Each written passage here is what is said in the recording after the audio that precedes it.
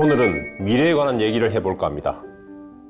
미래의 사전적 의미는 앞으로 올 때 혹은 앞으로 다가올 시기를 뜻합니다. 미래는 아직 오지 않은 시간이기에 무슨 일이 생길지 아직 모르기 때문에 그 불확실성 때문에 인간은 미래에 대해 두려움을 가집니다. 어둠 속에서 무엇이 있는지 모르기 때문에 어둠을 무서워하는 것과 같습니다. 미래에 대한 불안과 두려움 때문에 때로는 점쟁이의 예언과 같은 미신에 취하기도 하고 또 때로는 불확실성을 제거하기 위해 예보나 예측 같은 과학적 분야를 발전시키기도 합니다. 이렇게 미래에 대한 두려움은 역설적으로 두려움의 반대편에 서 있는 희망을 가지게 하기도 하는 것입니다.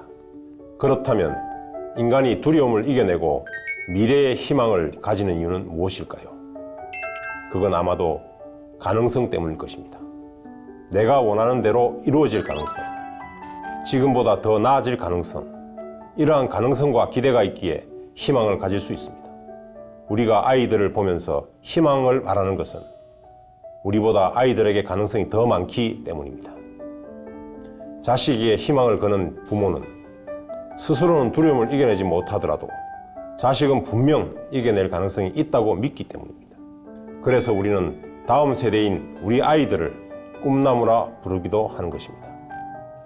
그런데 언젠가부터 지속적으로 사회적 문제로 제기되어 온 신생아의 급감 현상, 최근에는 유치원생 70만 명 선이 붕괴되었고 앞으로 4년 뒤에는 그나마도 50만 명대로 급감할 것이라는 충격적인 소식까지 나와 인구 절벽이 눈앞의 현실로 다가오고 있습니다.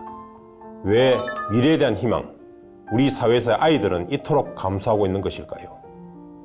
국가는 출산율 증가를 위해 천문학적인 액수의 예산을 쏟아부은 것으로 모두가 알고 있는데 왜 우리 사회 아이들은 계속 감소하기만 하는 걸까요? 그것은 어쩌면 지금 이 사회에서 살아가고 있는 현재의 부모들이 미래에 대한 희망보다는 두려움이 더 크기 때문은 아닐까요? 우리 사회 청년들은 직장과 결혼 자금 걱정으로 결혼을 하지 못하고 혹 결혼을 하더라도 양육과 교육에 대한 부담과 걱정 때문에 아이 출산을 망설인다고 합니다.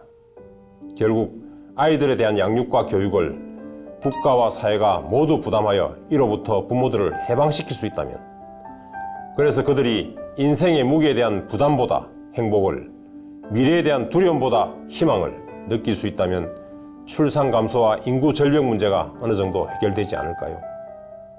그러나 그 길은 아직 멀게만 느껴집니다. 넘어야 할 산이 너무 많습니다. 이번에 근로기준법 개정으로 도입되게 되는 근로시간 단축, 단축된 근로시간으로 인해 저녁이 있는 삶, 가족과 함께하는 삶, 일과 삶이 조화를 이루는 사회로 가는 첫걸음이 되기를 기대해 봅니다.